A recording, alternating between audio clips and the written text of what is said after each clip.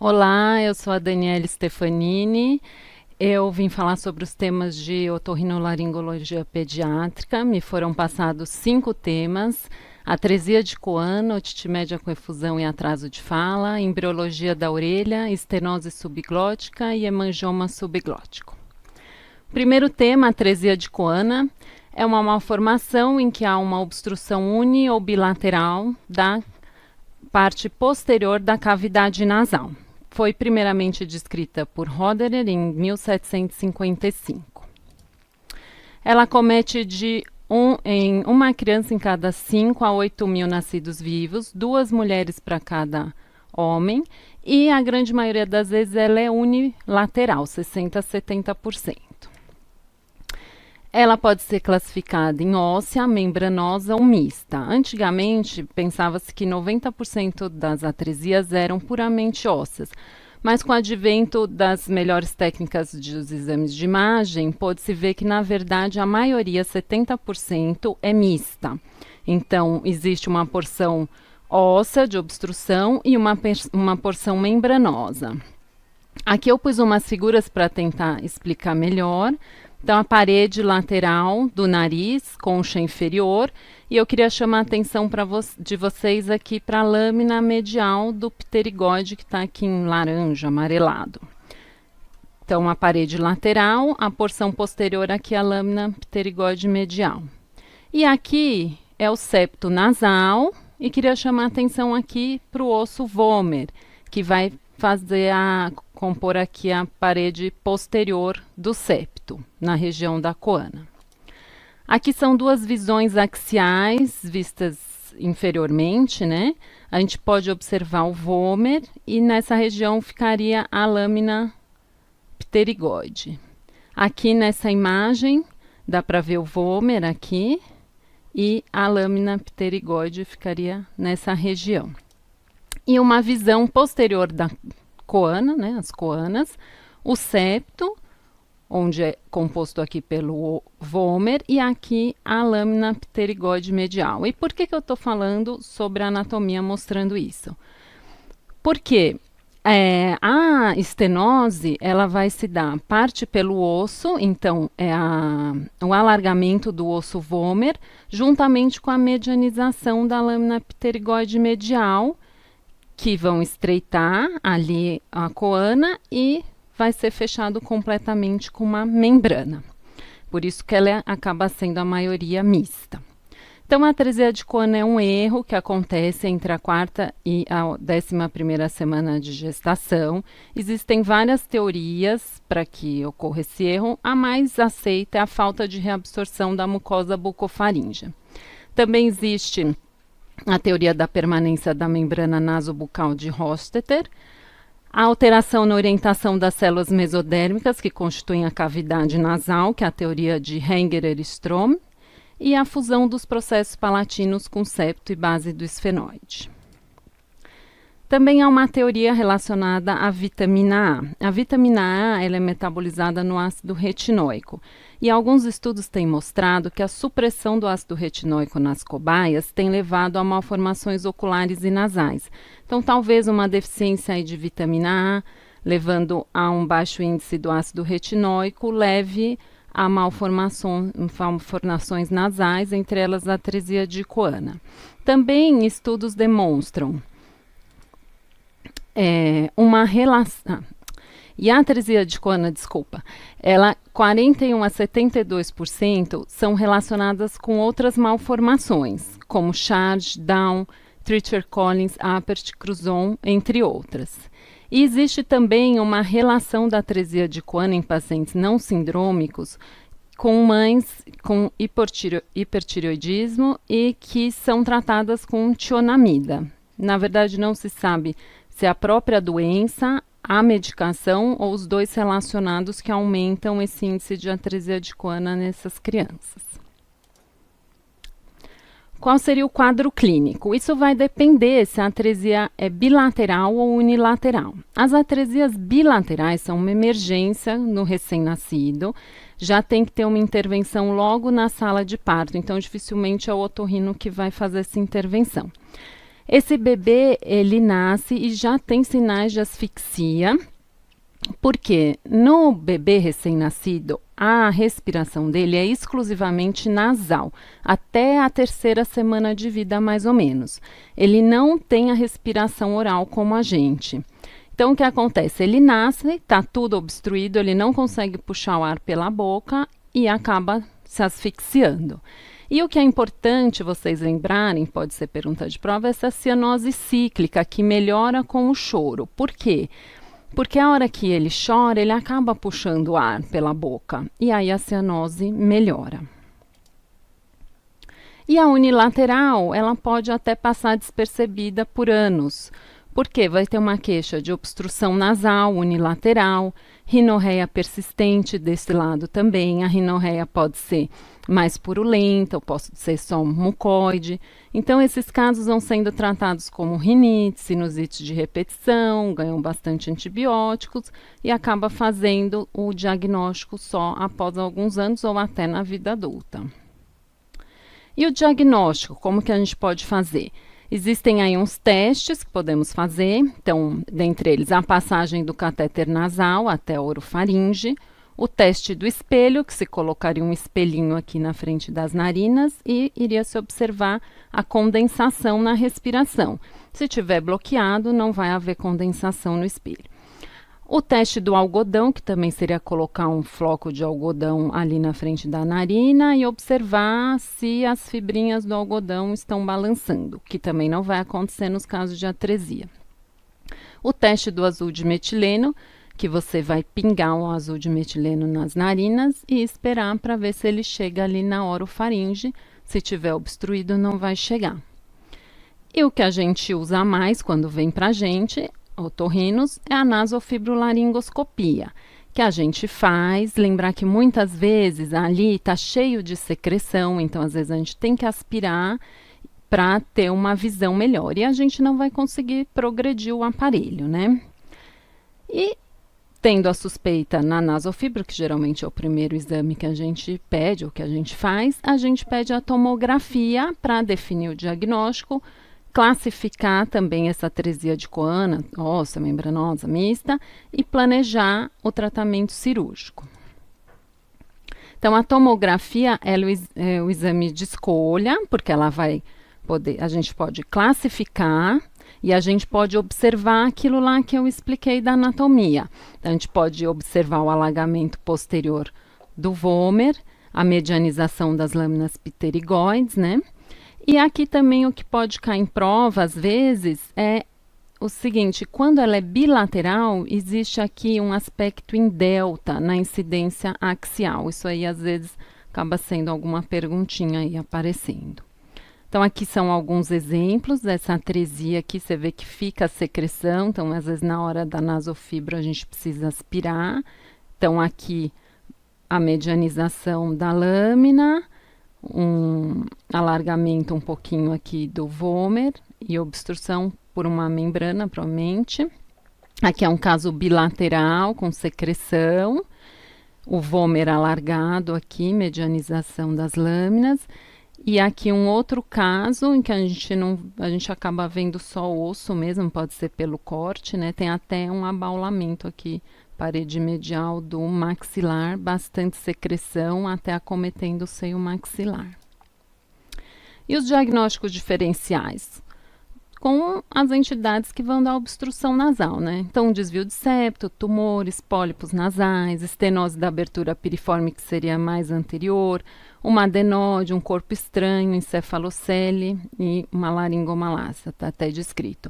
Mas isso aí você consegue excluir com a nasofibro, né?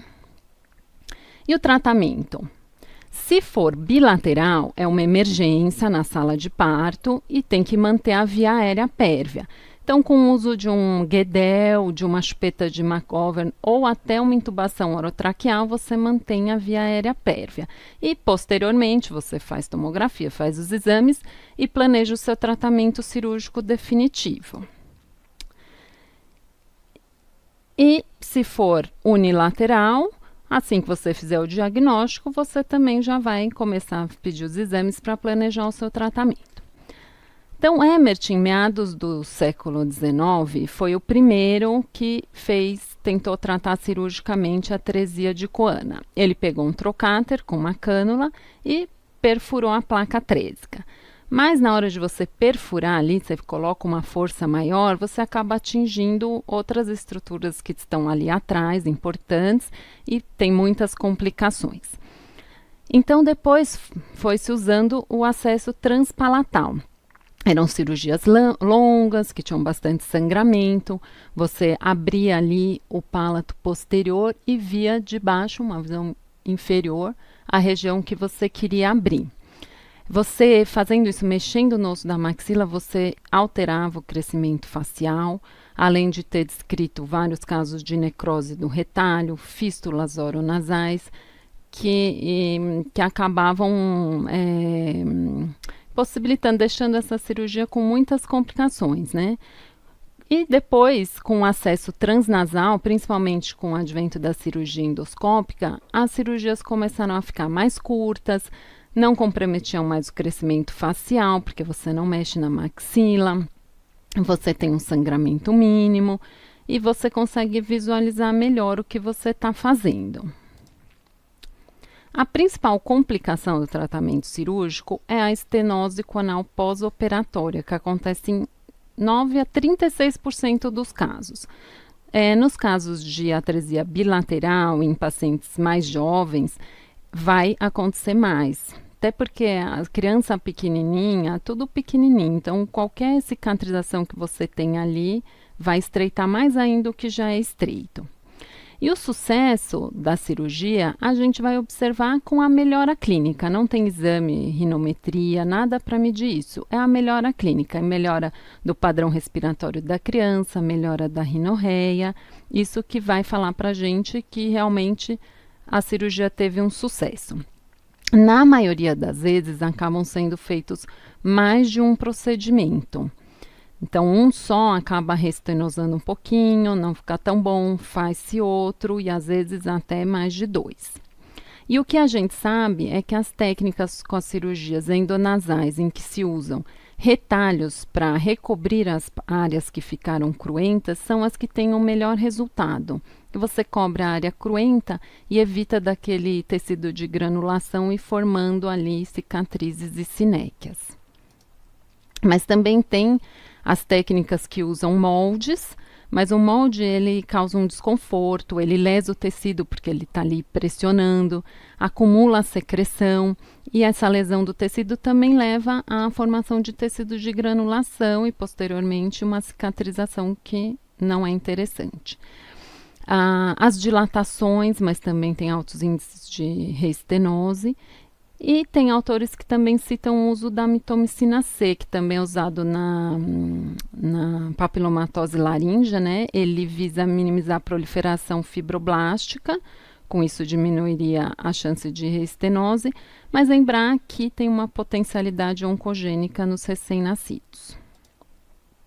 Aqui eu coloquei só um caso, mais para ilustrar, assim, como poderia aparecer de repente numa prova prática, né?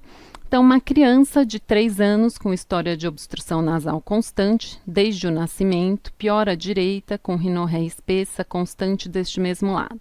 Já usou vários antibióticos sem melhora. Bom, aí, como a gente acabou de falar de atresia de Coana, a gente sempre vai pensar aqui numa atresia de Coana como uma hipótese diagnóstica, né? Mas o que será que a gente poderia pensar também? Então, a gente poderia pensar na atresia de Coana mesmo, que é desde o nascimento, mas também um corpo estranho pode dar uma obstrução unilateral com secreção espessa, amarelada, às vezes fétida, né? Ou até mesmo a sinusite de repetição. Porque às vezes a mãe fala, desde pequenininho, desde que nasceu, e a gente não leva tanto em conta isso aí, né? E os exames? Bom, um exame, você pensando em qualquer outra daquelas hipóteses também, você acaba pedindo a nasofibrolaringoscopia, né?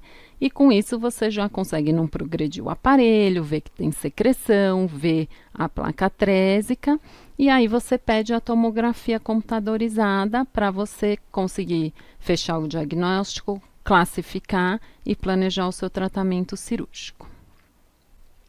E o tratamento seria o tratamento cirúrgico, via endoscópica transnasal, e existem várias técnicas, na verdade, inclusive com o uso de retalho. Então, tem gente que usa retalho da faringe para recobrir, tem gente que usa do septo, tem gente que usa dos dois. Então, vai variar aí a técnica, mas o importante é saber que essas técnicas que utilizam os retalhos para recobrir as áreas cruentas são as que têm melhor resultado. Então, de preferência, fazer uma dessas técnicas, tá? Aqui é nosso segundo tema, é otite média com efusão e atraso na fala. A definição da otite média com efusão é a presença do fluido na orelha média sem outros sinais ou sintomas de infecção aguda. Às vezes é muito difícil de definir o tempo, principalmente o tempo de evolução dessa doença, quanto tempo esse fluido tá. Então, na verdade, o que você acredita é que a otite média aguda recorrente, otite média com efusão, otite média crônica, elas sejam fases evolutivas de uma mesma doença. Então, às vezes, é difícil a gente classificar, conseguir falar quanto tempo tá essa efusão, tá? Mas o que a gente define é que se tiver aí maior do que 3 meses, é uma otite média com efusão. E não, de repente, uma otite média aguda, que tratou, mas ainda não voltou ao normal, que o ouvido demora aí umas 4 semanas para conseguir ventilar tudo normalmente, né? Então, não seria uma OMA em fase de remissão, mas sim já uma otite média com efusão, mais crônico. Existem diversos sinônimos aqui, secretora, serosa, mucoide, catarral, e que a gente pode perceber é que o que vai definir aqui é meio que a qualidade dessa secreção que está lá dentro, né? Então, a serosa parece ser uma coisa mais fluida do que uma catarral, do que uma mucoide. Então, de novo, fases evolutivas de uma mesma doença. E a importância da otite média com efusão é que ela é uma das causas mais comuns da perda auditiva na infância. Ela pode, a maioria das vezes ela é uma perda auditiva leve, mas ela pode chegar a uma perda auditiva moderada. E com isso prejudicar o desenvolvimento de fala, de linguagem, com o desenvolvimento cognitivo e levar a alterações comportamentais da criança e até a baixa qualidade de vida dessa, né? Ela vai ter uma maior incidência entre os 6 meses e 1 ano de vida, mas ela é bem frequente até os 5 anos. O que ocorre na orelha normal, né, sem nenhuma alteração? A mucosa, ela produz um fluido normal, uma pequena quantidade, que vai sendo drenado pelo transporte mucociliar para a tuba auditiva, que vai levar lá para o nariz. Quando há uma alteração do fluido, da viscosidade desse fluido, ou uma tuba que esteja não funcionante ou bloqueada, você vai ter uma alteração no transporte mucociliar e começar a ter uma pressão negativa na cavidade, o que vai fazer com que haja uma mudança histológica na mucosa e um exudato, formando uma secreção mais viscosa, que vai ficar mais difícil ainda de ser drenada. Então, aqui a tuba auditiva, vindo lá do nariz, aqui membrana timpânica, conduto auditivo externo, com pressão atmosférica normal, e aqui a cavidade timpânica recoberta por mucosa. Essa mucosa que fabrica um fluido normal dela e o transporte mucociliar vai drenando. Então, se tiver, por exemplo, uma infecção viral, uma IVAS viral, que alterar a qualidade deste fluido, ele ficar mais difícil de ser drenado, ou alguma coisa que bloqueia aqui a tuba auditiva, essa pressão que está aqui vai ficar menor do que essa, e com isso começa a ter alteração histológica, vai sendo sugada essa mucosa, a membrana também, e com isso formação do exudato, que é o que acontece aqui. E os fatores predisponentes para a otite média com efusão? A ocorrência das IVAs e da própria OMA, né, que tem uma maior incidência no inverno, que vão alterar a qualidade do fluido na orelha média. A idade, então, quanto mais jovem, maior o risco de otite média com efusão. Por quê? Porque a tuba auditiva da criança, ela é mais curtinha que a do adulto, ela é mais estreitinha e horizontal. Então fica muito fácil de passar um vírus, alguma coisa lá para dentro, que ela está mais próxima ao nariz. Ela é estreita, então qualquer edema já bloqueia, né? E ela é curta. E além disso, as crianças, elas ainda pegam mais IVAs, não têm o sistema imunológico tão bom quanto o do adulto, então acabam correndo mais nas crianças mais novinhas. Outro fator predisponente é a adenoide. A adenoide, ela pode estar tanto aumentada no tamanho, bem aumentada, bloqueando parcialmente ou totalmente o ósseo tubário, aqui na rinofaringe, como ela pode até estar pequenininha aqui, mas funcionando como uma fonte de infecção, cheia de bactérias que ficam indo lá, micro-organismos que ficam indo lá para a orelha média. A alergia pelo tratado é controverso, tá? O papel da alergia na otite média com efusão. Mas a alergia a gente sabe que é uma reação inflamatória crônica. Então, inflamando toda a mucosa aqui, vai aumentar a produção de secreção, vai ter edema, inclusive aqui peritubário, podendo aí obstruir a tuba auditiva. Também outro fator predisponente são as anormalidades crâniofaciais, fendas palatinas, síndrome de Down. Em 60 a 85% dessas anormalidades acontece a otite média com efusão. Então, a nossa tuba auditiva aqui representada, ela fica normalmente fechada. E toda vez que a gente deglute, ela se abre e o ar é mandado lá para a orelha média. E como que ela abre? Pela ação principalmente do músculo tensor do véu palatino, mas também o levantador do véu palatino e o salpingo faríngeo fazem parte desse processo.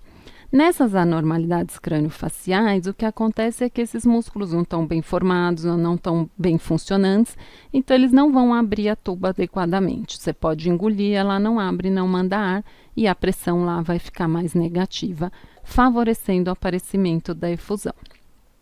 Outros fatores: permanência em creche, em escola, o tabagismo passivo, a ausência do aleitamento materno. O leite materno parece ter algum fator de proteção contra essas infecções de via aérea, a predisposição genética, o uso da chupeta, que é controverso também, mas seria uma fonte de infecção, e outros, famílias com muitos filhos, baixas condições socioeconômicas. E o diagnóstico? Até 50% acaba passando despercebido. Tem a efusão, mas não vai ter uma repercussão clínica. Vai ter um desenvolvimento normal. Mas algumas crianças acabam tendo um atraso de fala e de aquisição de linguagem, uma falta de atenção, baixo rendimento escolar, ou se queixam mesmo, meu ouvido está tampado, estala quando eu engulo, tem um zumbido, em crianças maiores que já conseguem falar algum sintoma. Elas começam a ouvir a TV mais alto, elas começam a perguntar que, não ouvem, né? E também as omas frequentes. A otoscopia, como são fases evolutivas da mesma doença, ela pode aparecer de várias formas. Então, você pode ter bolhas de secreção nível hidroaéreo, você pode ter opacidade da membrana timpânica com aumento da vascularização, uma efusão âmbar ou até o tímpano azul, que também é característico, com o cabo do martelo gessado, que é mais branco. E a timpanometria com a curva B. Aqui é um exemplo da efusão âmbar com o nível e a opacidade da membrana com aumento da vascularização. Bom, e a audição? É o que mais preocupa a gente, porque ela causando uma perda auditiva vai atrasar toda a aquisição de linguagem dessa criança.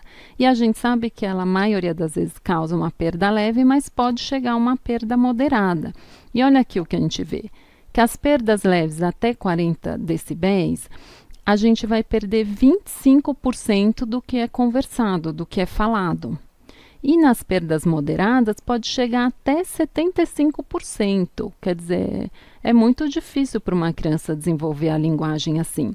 Por isso que é importante sempre a gente avaliar a audição para ver se pode estar tendo algum prejuízo aí. Como a gente vai avaliar? Nas crianças pequenas, de 6 meses a 2 anos, a gente pode usar audiometria comportamental, que usam tambores, outros instrumentos musicais, localização sonora. De 2 a 4 anos, audiometria lúdica, com brinquedos. Mais de 4 anos já consegue fazer audiometria tonal e vocal.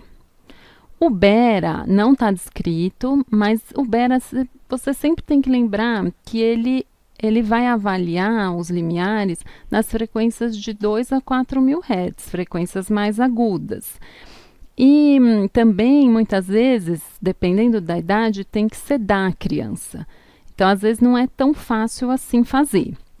Existe o Bera frequência específica, mas não é tão fácil assim de conseguir fazer ainda, mas que aí você consegue ver as frequências todas que você quer. Mas a partir dessas audiometrias são mais simples de serem feitas, menos nocivas para o paciente e você consegue avaliar a audição, tá bom? E o tratamento? O tratamento é o mais difícil nesses casos, porque você vai ter que avaliar cada caso aí. Então, num caso que não tem sintoma e tem uma perda auditiva leve, ou muitos casos também não tem perda auditiva, às vezes tem um gap sem uma perda auditiva. Você pode observa 3 a 6 meses, vê se vai mudar alguma coisa, se vai piorar a linguagem, se vai aparecer algum sintoma e orienta quanto aos fatores de risco, né? Fatores predisponentes, tira a chupeta, pede para não fumar em casa, trata alergia. E existem os tratamentos medicamentosos também, que seriam uma outra opção. Mas, assim, os antibióticos, eles são muito pouco efetivos, porque parece que só um terço dos casos de otite média com efusão tem bactérias no fluido. O corticoide via oral e o nasal, eles têm um bom efeito a curto prazo, mas a longo prazo eles são ineficazes. E anti-histamínicos e descongestionantes são ineficazes. Então, não tem nada comprovado que esses tratamentos eles consigam melhorar aí a evolução da doença. O tratamento de eleição é a cirurgia de timpanotomia para colocação do tubo de ventilação, e ela pode ser associada ou não à adenoidectomia. Lembrar que o tubinho ele permanece de 8 a 14 meses, ele cai sozinho, né? De 20 a 50% das crianças vão ter recidiva depois da queda do tubinho. E se você tiver que fazer uma segunda cirurgia, aí é recomendado que você faça adenoidectomia, mesmo que ela não seja uma adenoide grande, porque ela está ali como uma fonte de infecção. E quando você vai indicar mesmo esse tratamento? Porque se não tiver repercussão na fala, se tiver uma perda auditiva leve, você pode acompanhar ou tentar um tratamento medicamentoso. E quando você falar, não, agora eu vou intervir. Então, se tiver uma evolução maior de 6 meses, se tiver sintomas associados de alteração de fala, desconforto no ouvido, falta de atenção, se tiver perda auditiva maior que 40 decibéis, e sempre avaliar as condições socioeconômicas do paciente. Será que se eu falar para acompanhar, eles vão voltar um dia ou não? Será também que se eu colocar um tubinho de ventilação, eles vão cuidar, vão proteger de água durante um ano, não deixar entrar no mar nem nada? Sempre avaliando tudo, né? E quando que você sempre vai indicar direto o tubinho? Quando tiver sinal de dano irreversível, que seria a retração da membrana timpânica, erosão oscular ou atelectasia adesiva, como aqui. Aí, nesses casos, você não tem o que pensar. Já indica a cirurgia, não observa nada. Aqui eu pus 2 casos. Esse primeiro caso é uma criança de 3 anos com atraso de fala, roncos mais de 4 vezes na semana. Esse ano teve 2 episódios de otite média aguda, mas o último foi há 4 meses. Isso aí é só para excluir uma OMA que esteja em remissão, né? Então, o que poderia ser? Porque a mãe, na verdade, ela vem com essa queixa de atraso de fala. Aí você pergunta se ronca, ela responde que sim e tal. Então, em crianças assim, nessa idade, com atraso de fala, a gente sempre tem que excluir uma perda auditiva. E na criança, o mais comum é ser uma otite média com efusão. Então, seria aí uma hipótese diagnóstica. Também esses roncos, o que poderia ser? Então, eu coloquei aqui, ó, a perda auditiva tem que ser excluída.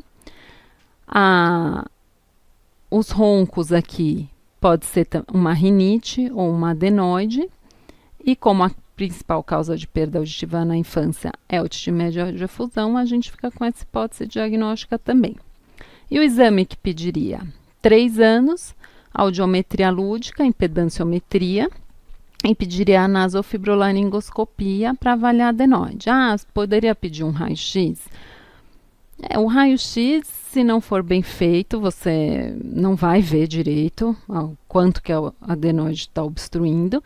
E também a naso, você consegue ver a relação dela com a tuba, com o ósseo tubário. Também se está demasiado, o que está acontecendo ali. Então, eu acho que necessita sim de uma nasofibro nesses casos. E agora, por exemplo, pus 3 situações. Se vier uma perda auditiva leve, com uma curva B e uma adenoide bem grande de 90%.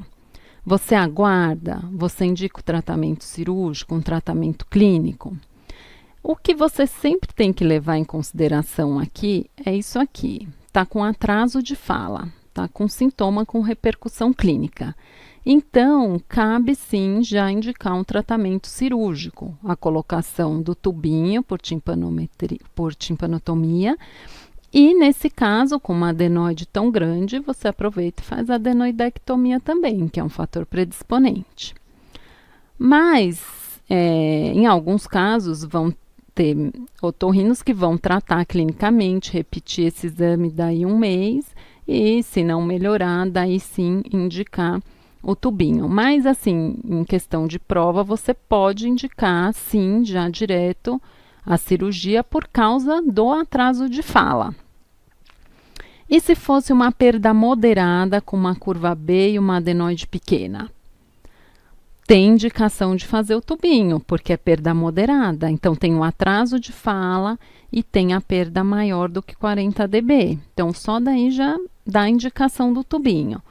E a adenoide? Num primeiro momento, você não precisa fazer, mas se de repente cair esse tubinho e você tiver uma recidiva da otite média com efusão e você tiver que reintervir cirurgicamente, aí você tem que fazer a adenoidectomia nesse segundo tempo cirúrgico.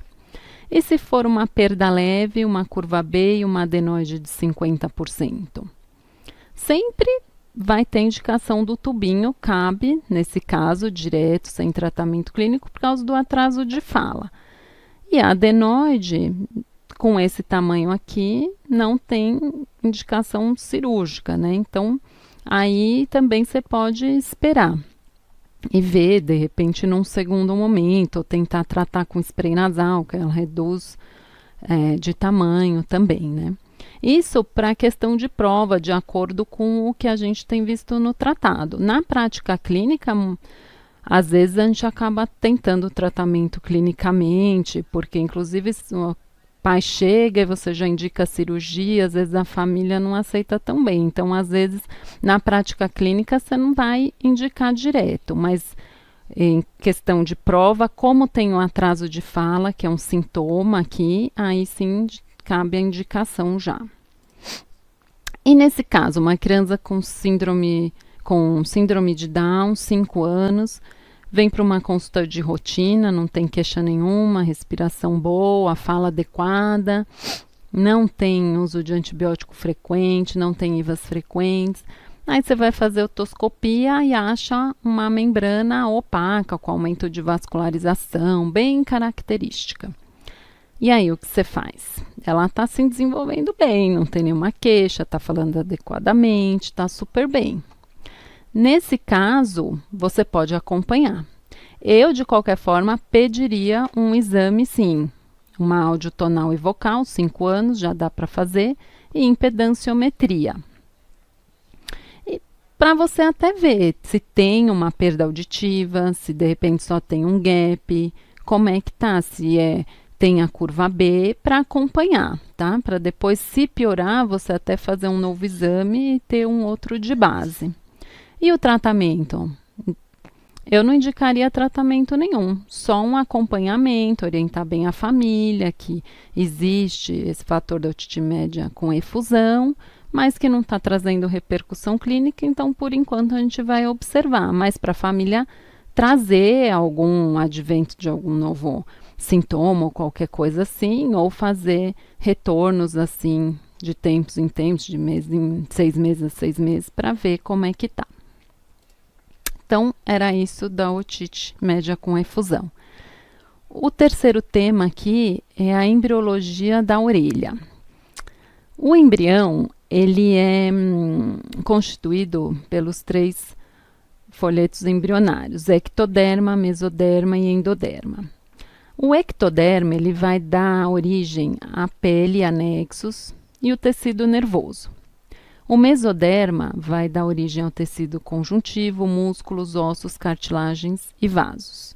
E o endoderma, origem às mucosas. Em relação à orelha, o ectoderma vai ser responsável pelo sistema endolinfático, o mesoderma pelos ossículos da orelha, principalmente, e o endoderma pela mucosa da faringe primitiva, que vai dar origem à tuba auditiva, caixa timpânica e mastoide. Não tem como falar em embriologia sem falar nos arcos branquiais. Então, os arcos branquiais, eles são arcos mesodérmicos, recobertos externamente pelo ectoderma, internamente pelo endoderma. São em número de 6, os 3 primeiros são os mais visíveis, que têm maior importância clínica. E divididos por sulcos branquiais externamente. Então, se o sulco está externamente, ele é formado por ectoderma. E bolsas branquiais internamente. E se está internamente, é formada pelo endoderma. Os sulcos previamente eram chamados de fendas branquiais. Hoje em dia são sulcos branquiais. Então, sempre que se falar em sulco, tem que se lembrar de ectoderma, e sempre que se falar em bolsa, de endoderma. Aqui é o embriãozinho. Então, aqui é o primeiro arco, segundo arco, terceiro arco. São os mais visíveis, que vai ter importância para a gente, né? Aqui na formação da orelha. E aqui você vê o primeiro sulco, que é formado pelo ectoderma. Lá para dentro está a primeira bolsa formada pelo endoderma. Então, o primeiro arco branquial, ele é bastante importante. Ele vai dar origem a 2 processos, maxilar e mandibular. O maxilar vai dar origem à maxila e ao palato, e o mandibular dará origem à mandíbula e vai ser formado pela cartilagem de Meckel. E essa cartilagem é importante porque vai dar origem ao martelo e à bigorna. E isso aqui já caiu em prova e é questão frequente. Então, tem que gravar que martelo e bigorna têm origem no primeiro arco branquial, cartilagem de Meckel.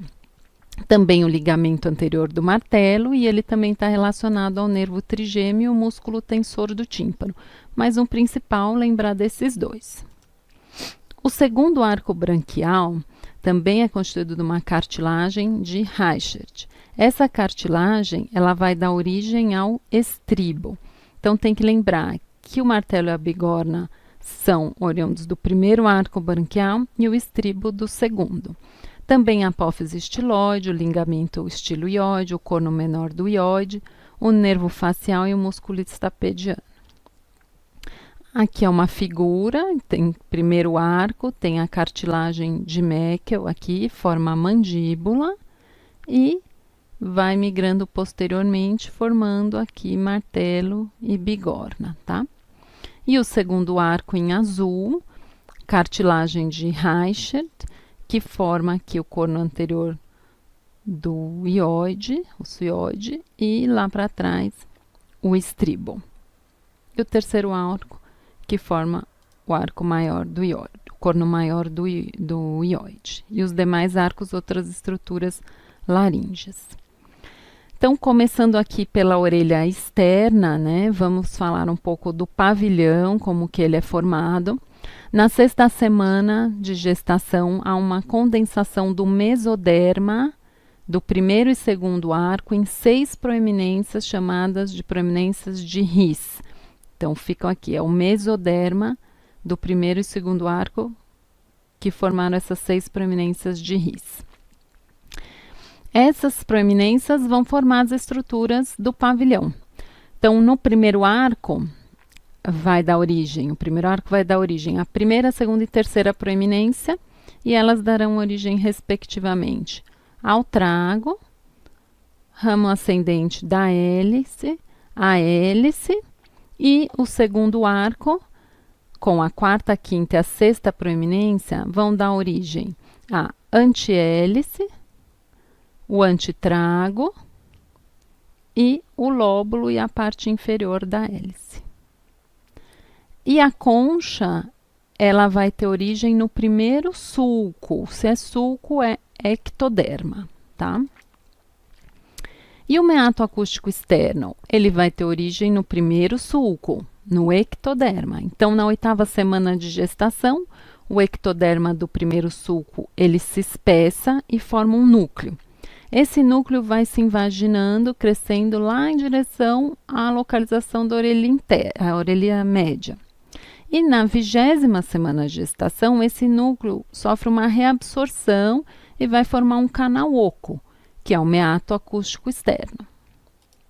Aqui é um esqueminha. Então, primeiro sulco aqui, o ectoderma vai ficar espessado e vai se invaginando. Ele fica uma placa espessada. Depois, na 20ª semana, é reabsorvido e forma um canalzinho. Passou sem querer. E quanto à orelha média? A orelha média, ela continuando na orelha média, aqui é o ectoderma do primeiro sulco, que foi invaginando o núcleo e depois é absorvido. E por dentro, a primeira bolsa faríngea, a primeira bolsa branquial, que é chamada de bolsa faríngea também, que é endoderma, em amarelo, ela vai invaginando aqui, indo de encontro ali ao sulco, que está formando o meato acústico externo. E daqui, esse processo que vai se invaginando se chama recesso tubo-timpânico. E daí vai ter origem a tuba auditiva, a caixa timpânica e a mastoide. E olha o que acontece depois, eles se juntam. E o que vai ter aqui? A membrana timpânica. Então, a membrana timpânica, ela tem uma camada externa do ectoderma, uma camada intermediária do mesoderma do primeiro e segundo arco e uma camada interna do endoderma, da faringe aqui primitiva do recesso tubo-timpânico. Continuando na orelha média, que é a membrana timpânica que eu já falei. Então, a camada posterior, camada externa dela é de ectoderma do primeiro sulco branquial. A camada intermediária de mesoderma do primeiro e segundo arcos e a camada interna do endoderma do recesso tubo-timpânico, que é proveniente da primeira bolsa branquial. A orelha interna. Na 3ª semana, o ectoderma também do primeiro sulco, ele se condensa e forma o que se chama de placoide óptico. Esse placoide óptico, ele vai se invaginando até ele ser recoberto totalmente pelo mesoderma e ficar uma vesícula lá no meio, a vesícula óptica. E a partir da vesícula óptica vai ter origem, primeiramente, o ducto endolinfático e o sáculo, depois os canais semicirculares e o sistema vestibular, e por último, a cóclea e o órgão de corte. Aqui, então, aqui é o ectoderma, e forma aqui o placoide óptico, esse espessamento, vai invaginando, o mesoderma vai ficando ao redor, até que fica uma vesícula aqui de ectoderma, que é a vesícula óptica. e daqui vão ser oriundos todas as estruturas da orelha interna, tá? Aqui embaixo dá para ver o sulco se formando aqui, né, do meato acústico externo, aqui a bolsa branquial chegando também com recesso tubo-timpânico. Então, era isso de embriologia, foi bem básico, é difícil dar uma aula de embriologia, com a figura fica melhor, mas acho que tem que decorar aquelas estruturas principais, de onde vem ectoderma, mesoderma, endoderma, qual arco, qual sulco, qual bolsa, porque eu acho que é isso que pode cair na prova. Agora, o próximo tema é a estenose subglótica, já é o penúltimo tema. A estenose subglótica, ela é a segunda causa mais comum de estridor e ela pode ser congênita ou adquirida. A mais comum é a adquirida. As congênitas, elas têm origem na falha na recanalização da luz laríngea ao redor da 10ª semana de gestação. E as adquiridas, mais comuns, são quase sempre sequela de uma intubação orotraqueal prolongada. Elas são classificadas por essa classificação de Mayer-Cotton em grau 1, que seria uma obstrução de menor que 50% da luz da subglote, grau 2 de 51 a 70, grau 3 de 71 a 99%, e a grau 4, que seria uma obstrução completa da luz. Qual seria o quadro clínico? Varia de acordo com o grau de estenose. Então, em obstruções menores, as crianças podem ser assintomáticas ou terem uns sintomas leves associados a quadros de infecção de via aérea superior. É aquela criança que está bem, respira bem, pega um resfriado e começa a ter aqueles sintomas, aquela tosse de cachorro, tal. Mãe leva no pronto-socorro, sempre é diagnosticado com uma laringite estridulosa, fica como uma laringite recorrente.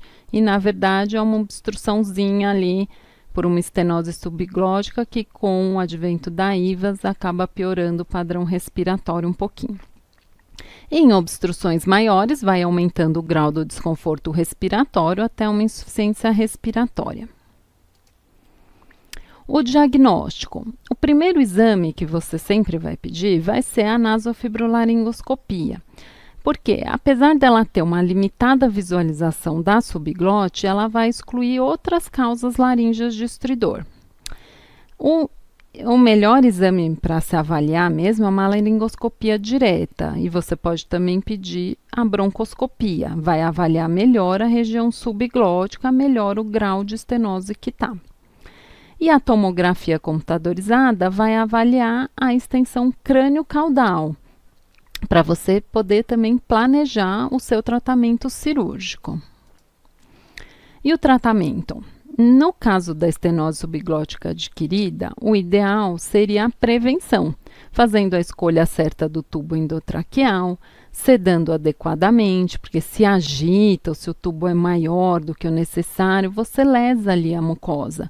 E lesar a mucosa vai criar tecido de granulação, vai criar cicatriz e vai estenosar.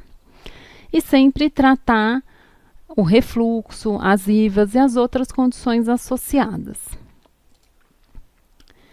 E o tratamento cirúrgico, ele é individualizado. Você vai ter que avaliar os sintomas, o grau de estenose, a extensão da estenose, as comorbidades, a idade, o paciente, para definir um melhor tratamento. Se tivesse insuficiência respiratória, muito desconforto respiratório, acaba evoluindo para traqueostomia e depois você pensa num tratamento cirúrgico mais definitivo. Então, no pré-operatório, você sempre vai tratar os cofatores para a estenose adquirida, que é o refluxo e a esofagite eosinofílica. E em casos de estenoses congênitas, vale aquela regra da medicina que sempre que existe uma malformação, você busca outras, porque geralmente tem. Então, na atresia de Coana pode ter, nessa estenose subglótica pode ter, sempre achou uma. Você, na subglótica congênita, sempre que você acha uma malformação, você sempre vai procurar outras. Bom, nos casos dos sintomas leves e um menor grau de estenose, você pode fazer uma intervenção endoscópica com incisões radiais, uso de laser, mais conservador. E em casos de sintomas graves, você já tem que pensar em cirurgia aberta, umas cirurgias maiores, como a reconstrução laringotraqueal aberta, com enxerto de cartilagem costal, colocado através da divisão da cartilagem cricoide, ou a ressecção cricotraqueal. Aqui é a reconstrução laringotraqueal, faz uma abertura aqui na cartilagem, separa, abre a cartilagem ali cricoide e coloca um enxerto costal aqui, de cartilagem costal. Você vai com isso conseguir aumentar a luz, porque você vai abrir e colocar um enxerto, vai ficar alargado ali o local. E a outra técnica é a ressecção cricotraqueal, faz uma incisão acima da estenose, uma abaixo e faz uma anastomose término-terminal. Essa técnica aqui tem maior índice de complicação e necessita uma habilidade do cirurgião, não é qualquer um que faz. Aqui é o caso que eu coloquei. Então, uma criança de 5 meses com estridor há 1 mês, após ter ficado internada em UTI com intubação orotraqueal. Ao exame, ela apresenta retração intercostal, retração de fúrcula, abatimento de asa nasal. Então, o que a gente tem aqui? Uma criança com estridor, com história de intubação orotraqueal e que está aqui com grande desconforto respiratório. O que a gente pode pensar? Na estenose subglótica, claro, que a gente acabou de ver, tem a intubação orotraqueal aí como fator predisponente, mas poderia ser outra lesão ali subglótica, um hemangioma subglótico ou lesões também supraglóticas, glóticas, membranas, laringomalácia, paralisia de prega vocal. E como que a gente vai diagnosticar isso aí? Primeira coisa que a gente vai fazer é uma nasofibrolaringoscopia. A gente vai excluir a paralisia, a laringomalácia, tudo isso aí. E não é tão boa a visão subglótica, mas dá para ver ali uma estenose, às vezes não dá para classificar, mas dá para ver alguma alteração ali. E posteriormente você faz as broncoscopia, laringoscopia direta, para fechar mesmo o diagnóstico, ver direitinho o grau de estenose e um exame de imagem para você ver a extensão crânio-caudal e planejar o seu tratamento. Mas nessa criança, o que você faria de tratamento? Com esse grau aqui de desconforto respiratório, retração intercostal, tudo isso aqui, você tem que pensar, de repente, fazer uma traqueostomia. Acho que é o mais difícil é você indicar, né, essa traqueostomia. Porque tá assim, se ela pegar uma IVAS, qualquer coisa assim, vai piorar muito esse quadro respiratório. Então, a gente sempre tem que pensar em assegurar a via aérea dela, né? E depois planejar o tratamento cirúrgico definitivo, depois se fizer tomografia, tudo, mas sempre avaliar a criança clinicamente, tá? E o último tema de hoje, que é o hemangioma subglótico. O hemangioma é um tumor vascular benigno, ele é raro, mas ele é a neoplasia de via aérea mais comum no lactente. Ele vai acometer a região subglótica e traqueia de preferência, mas ele pode estar presente em qualquer local da laringe. E ele acomete mais meninas que meninos, preferencialmente o lado esquerdo. O que é importante saber do hemangioma? O hemangioma ele tem uma fase de proliferação e depois ele vai ter uma fase de involução espontânea. Isso é muito importante para o tratamento desses casos. Então, o quadro clínico, se ele tem uma fase de proliferação, ao nascimento, geralmente essas crianças não têm sintoma, porque eles estão ali bem pequenininhos. Aí, conforme vai havendo a proliferação dele, os sintomas aparecem, que geralmente se iniciam aos 2 a 4 meses de vida. É um estridor bifásico progressivo, porque está proliferando, aquilo lá só tende a aumentar. E com isso dificultar cada vez mais a respiração da criança. Então, o quadro respiratório dela também vai declinar. 50% das crianças têm hemangioma também cutâneo na cabeça e pescoço, principalmente aqui na região da barba. Então, de repente, você tem uma criança com estridor progressivo e vê algum hemangioma aqui na região, você já tem uma dica aí que possa ser um hemangioma subglótico. E o diagnóstico? De novo, você vai acabar fazendo a nasofibrolaringoscopia, também a mesma coisa, a visão limitada da subglote, mas você exclui as outras causas, outros diagnósticos diferenciais de estridor. E depois, posteriormente, você faz a laringoscopia direta, broncoscopia, exames de imagem, também para avaliar a extensão. Um hemangioma, você precisa dos exames para avaliar se ele não está ali aumentando e comprimindo outras estruturas importantes, né? E lembrar que a biópsia não é recomendada, né? Porque pode ter um alto risco aí de sangramento. Aqui é uma imagem do hemangioma. Ele é um tumor submucoso, ele é compressível, então se apertar, ele comprime, avermelhado ou azulado. Muitas vezes, então, vai fazer uma ressonância, o exame precisa da criança de sedação, então a criança é entubada, o tubo comprime, você não consegue avaliar direito o hemangioma, né?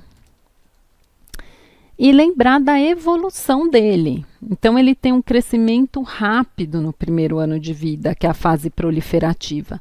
E a partir daí, ele começa a fase de involução espontânea dele, que vai regredindo o tamanho até lá uns 2, 3 anos de idade que se completa essa fase de involução.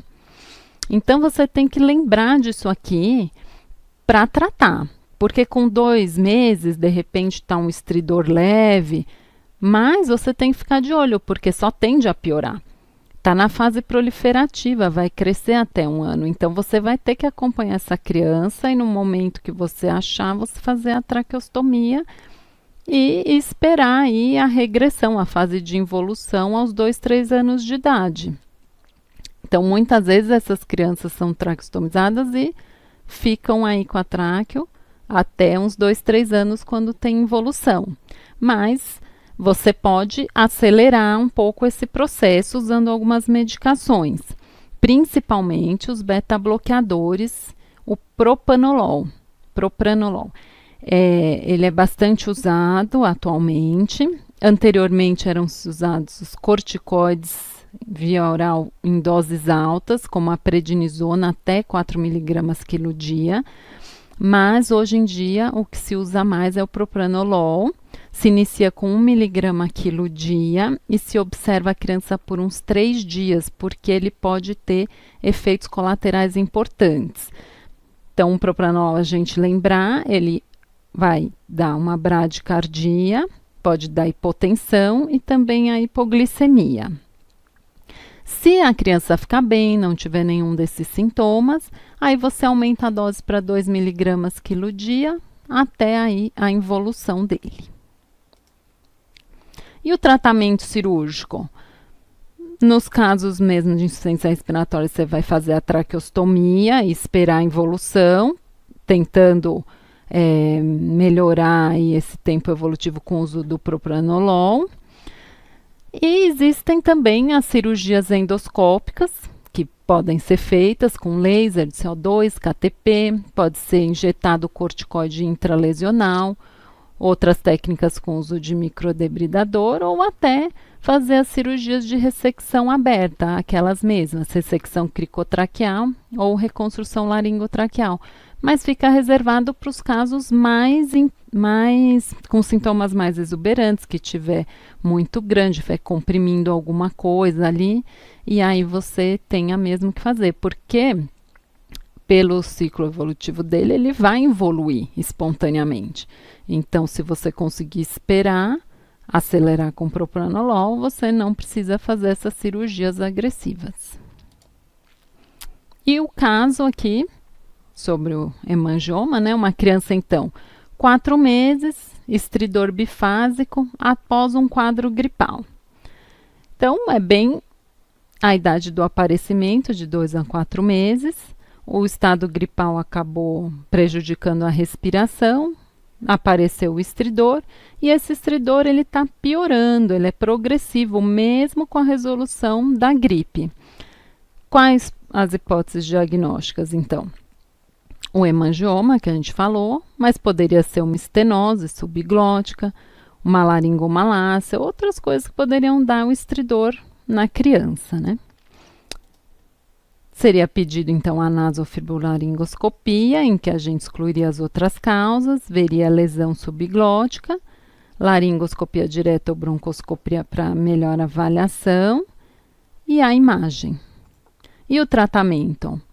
O tratamento é pensar que momento vai ter que ser feita a tráqueo, se tiver que ser feita, né? Mas se ele está piorando, ele é progressivo, então no mínimo você vai ter que acompanhar bem de perto essa criança. E entrar então com o propranolol daquela maneira que eu tinha explicado. Por último, agora eu fiz as 3 questões relacionadas aos temas que foram falados. Então, a questão 1 seria: em relação à embriologia, o materno e a bigorna originam-se do... Letra A, primeiro arco branquial, cartilagem de Reichert.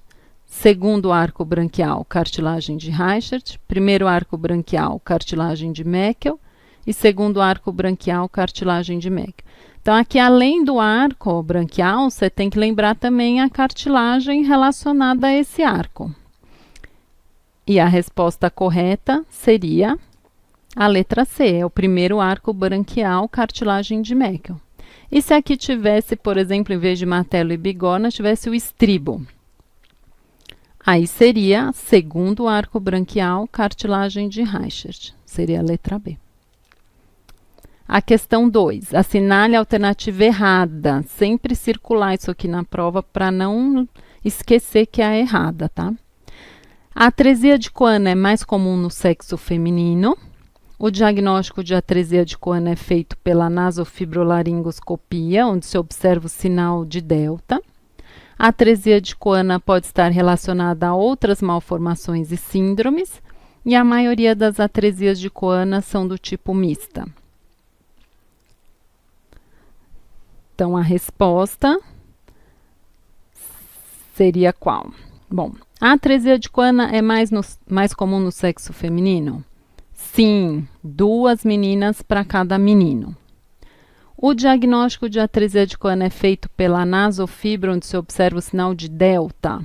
Não, o sinal de delta ele aparece no corte axial da tomografia, que é o exame de escolha para fazer o diagnóstico. A atresia de Cohen pode estar relacionada a outras malformações e síndromes, é a regra, uma malformação, você procura outras que muitas vezes tem, e nesse caso tem, né? Acho que é 70% que está relacionado. E a maioria das atresias são do tipo mista. Então, é a letra B, tá bom? E a última questão, que é para assinalar a correta. Então, todas as crianças com hemangioma subglótico apresentam estridor bifásico desde o nascimento. Crianças com hemangioma subglótico apresentam, caracteristicamente, cianose cíclica que melhora com choro. Intubação orotraqueal prolongada é um fator predisponente para o aparecimento do hemangioma subglótico. Cerca de metade das crianças com hemangioma subglótico apresentam hemangiomas cutâneos na cabeça e pescoço. Então, vamos ver. É a correta, né? Então, todas as crianças com hemangioma subglótico apresentam estridor bifásico desde o nascimento. Não. Não por quê? Porque ele é uma lesão de crescimento progressivo. Lembra? Fase de proliferação, fase de involução. Então, os sintomas não vão estar presentes no nascimento. Eles vão se iniciar dos 2 aos 4 meses de vida. E daí, eles vão piorando, porque ele vai crescendo até o primeiro ano de vida, tá? Crianças com hemangioma subglótico apresentam caracteristicamente cianose cíclica que melhora com o choro. Não, quem que apresenta a cianose cíclica que melhora com o choro? Quem tem atresia de coana bilateral, tá? Que lembra que é respiração exclusivamente nasal até a terceira semana, mas quando chora, puxa com a boca e melhora a cianose. Intubação orotraqueal prolongada é um fator predisponente para o aparecimento do hemangioma subglótico. Não, a intubação orotraqueal prolongada é um fator predisponente muito importante, que é a causa mais comum da estenose subglótica adquirida. E a D, que é a certa, né? Então, cerca de metade das crianças com hemangioma subglótico apresentam hemangiomas cutâneos na cabeça e pescoço, principalmente na região da barba. Então, era isso que eu queria falar hoje para vocês. Espero que vocês tenham captado bastante informações aí, que isso possa ajudar vocês na prova. Boa prova a todos!